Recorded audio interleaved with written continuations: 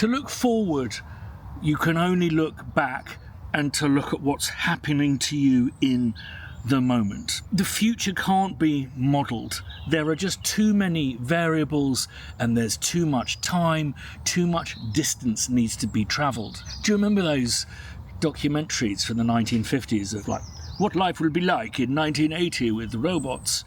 And, you know, they never ever got it right. They were never anywhere close. Tomorrow's World predicted that we wouldn't eat food, we'd just have 3 green pills a day. Mind you, with the state of food in the UK at that point, that was an ambition. Kubrick extraordinarily predicted that there would be seat-back screens on the back of chairs in airplanes. He kind of pre-invented the iPad. But unfortunately, these screens and iPads were based on a hotel on the moon that should have been built 25 years ago. I remember in about 2022 or 2023, I was in a place called Basaba, and someone overheard my brother and I talking about the music industry and stuff, and they said, so what do you think's the next big thing? And I said, well, I think just like you can get films on demand, like any film that you want from Rupert Murdoch, I think it's highly likely that he's going to add all of the music that's out there to your subscription service. Kind of, again, predicting streaming is seeing that being a common route forward, but not realising that it wouldn't be that Australian cunt who was controlling it. Instead, it would be a Swedish one. This afternoon at 3:30, I can predict I will be on a particular street corner in Morningside waiting for my son to come out of school. And to a certain degree of high probability, I'll be doing the same next Tuesday. But as the weeks and the months and the years roll on, certainties become totally unpredictable. It's the process of time and the effects upon us over that time, the variables. And if there's one thing I can see the music industry doing, is transferring, repeating, and throwing forward what it always does with technology, which is to react to it in the way that leaves us in the worst possible position. History has shown this time and time again. That previous mentioned cunt from Sweden, who clearly has one of those very typical music industry or music tech industry chips on his shoulders and deep disregard for the people who create the stuff that he has made billions from. The music industry itself got its artists to fight hell for leather against the concept of streaming, only to, in the background, these are the majors I'm talking about, do a deal where they now own part of Spotify, where compensating artists for their success is now completely antithetical with the industry of music, all because we failed to embrace it early enough. And I suspect with AI, it's going to follow a similar pattern. AI will harvest the entire Beatles back catalogue and create the new Beatles album. The Beatles will go, fuck you, you're not allowed to do that. Artists will go, this is bad, bad, bad, terrible, terrible. You cannot put an album of stuff of Nancy Sinatra and Kurt Cobain together. This is terrible for our industry. Whilst the giants, the titans, will be doing deals behind our backs. It's not a prediction, it's just a natural repetition that we can see from the past. It'll recreate the need for the bureaucracy and the industry, just at a point where people like Jack Conte said, we won't need these anymore. We're just out there on our own with our Patreons and promoting our own tours and selling our own merchandise. Suddenly, there's a way of technology and the music industry, but not the artists, being able to print money. So that's my prediction. So what do I actually think about AI? I think we should embrace this technology. For me, it is as profound as sampling or the computerizations, sequencing of music. And I feel, and I'm partly responsible, that music has become terribly homogenized because it does center around the computerization. Something wonderful I'm seeing in my children is by having access to everything, they also gravitate towards the best, but they have a genreless experience of music. And I think that this tension of the breaking down of the barriers, just like Rick Rubin did back in the day, has the opportunity of creating that necessary tension for some new music forms to burst forth. And I'm really excited about that. And I suspect it'll be made possible by AI. Now, for me, I like AI because it gets rid of backgrounds. In images, I'm not very good at matte painting and it takes forever. You know, the Bee Gees, were they one of the first bands to have a hit with a drum loop? And the reason it's called a loop is they found a sweet spot in the drum recording of 2 bars. They recorded that a few times to a different bit of tape, chopped that out, sellotaped them together, fed it through a tape machine, stuck either end together and created a loop of tape, re-recorded that back onto the master tape for the length of whatever they required for a disco song. Do you really fancy doing that every time you want to work with a loop? Well, AI is no different. It takes out the grunt work.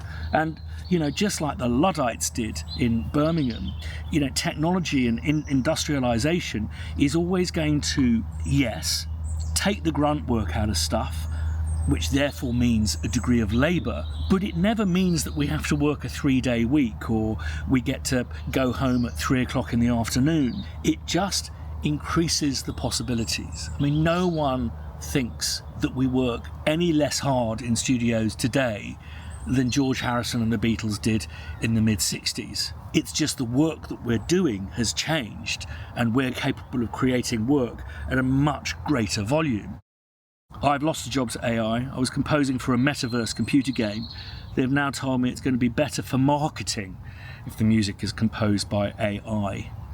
I mean, I remember when they used to sell records and CDs by the fact that it was digital all the way. This will be a very brief marketing phase, and I suspect. But I've worked on computer games, and it was clear to me that the sheer manpower required to create enough music for these things was still in the Stone Age. So I do think there is going to be a possible threat to some of maybe those composer teams who are writing computer games music.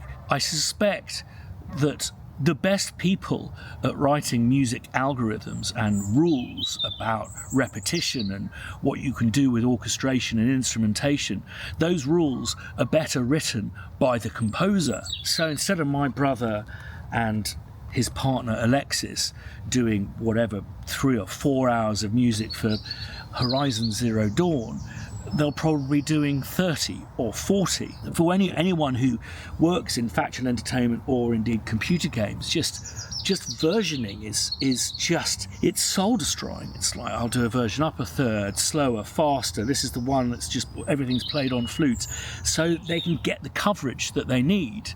The threat of artificial intelligence is not necessarily people's desires not to work with composers, but it's their desire to have 40 hours of music delivered for the price of 4.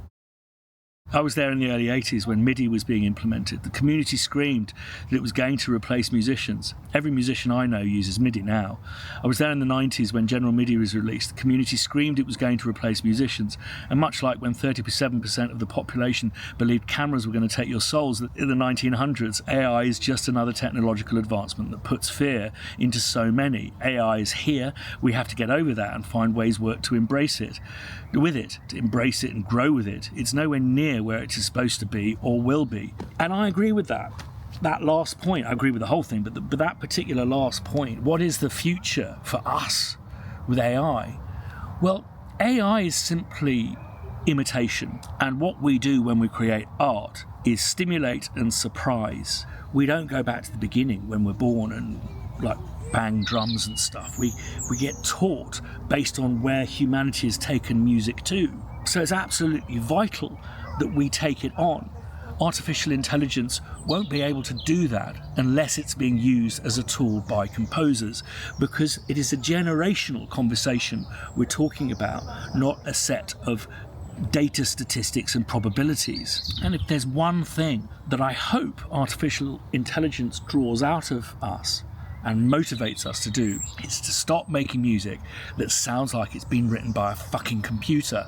And I'm sorry, It's been too long now. The reason why I've never ever done a Class A drug is not because I didn't fancy it, it's because I couldn't stand the music that went along with it.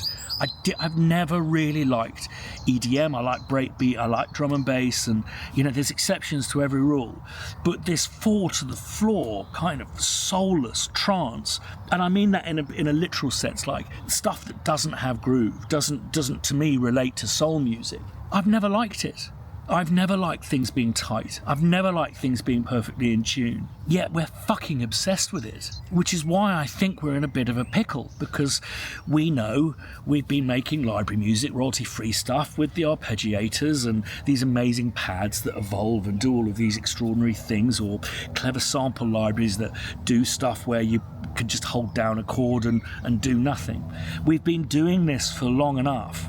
I think what we're really scared of is the potential for there to be a need for us to work a bit harder, for us to go back to what music is really about, which is a communal activity, about playing together. The return, I hope, of virtuosity. Ever since the 1990s, there's been, don't do that, it's a bit muso.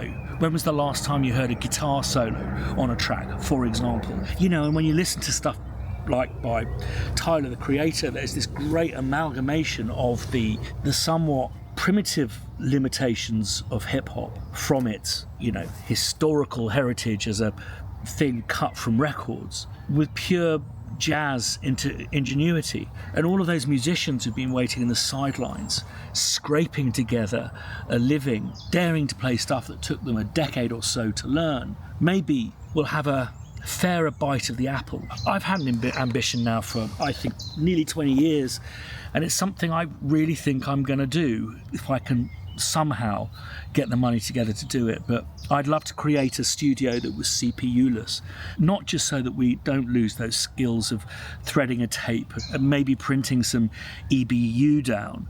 It's not just about that, it's about giving young people the experience of that style of recording, which I think will return, because I think our answer to AI will be to remove the A. And whilst you'll be able to artificially create intelligence, you cannot artificially create inventiveness. It is the addition or the removal of a resource and human beings' response to that will invent something new. I naturally have a fear of it, how it's going to damage my career as a composer, how it's going to change the world of sampling. All of these things naturally make you feel uneasy. But artistically, deep down, I think something's going to happen. And I think it's going to be really exciting. Because believe you me, witnessing the birth of hip-hop is one of the most exciting things I've ever witnessed in my life. Technology is supposed to help us to get the technical stuff out of the way so we can focus on what we want to accomplish. This can indeed mean that a person can turn an idea into music without having to learn how to play an instrument or even how music works. But as long as the expression, the musical story remains authentic, I actually don't think that matters. AI can get it technically right, but all AI can do is reproduce based on statistics. My belief is that our expression is based on more than that. For me, I'm old school. So I play instruments and make my own production and engineering decisions. But I'm also excited to hear what people will do with this new technique or technology, and how it will broaden our horizon. I couldn't agree more, Moko. I think I'll just return back to that analogy of picking my kid up from school. Whilst it would be impossible for me to predict where I will be on any given Tuesday afternoon in 5 or 6 years' time, we do have a degree, not absolute, but we do have a degree of control over that. With that in mind, we are all, to a certain degree, empowered by this new technology to embrace it, to use it, to guide it, and in so doing, have some part in our own futures. And I think that's important. Big thing I'll say over and over and over again, the only thing you can control, and again, not wholly, but the only thing you can control is yourself. And if you don't take control, some other cunts will, Australian or Swedish. Anyway, thanks for watching to the end. On Thursday, we're going to be doing something which is a first, is a kind of simulcast. We're launching a fabulous new library, very affordable, and something that I think should be in everyone's arsenal. So news of that on Thursday. So 7 p.m. BST. We'll be premiering that live on YouTube, but I'll also be watching it live on Instagram, answering questions live, and after the premiere I'll continue answering questions for the rest of that hour. So it'd be great to see you. You can talk to me about that new library, but also what we've been discussing here, AI, any other concerns you have, and any recipe ideas. And as always, thanks for your support. Thanks for watching to the end. We rely on subscriptions. That's all we ask of you. So if you can subscribe if you haven't done already, ding that bell to be notified the next time we put a video up, and one of those, always much appreciated. Don't worry, it's just a new technology. We just got to figure it out a bit.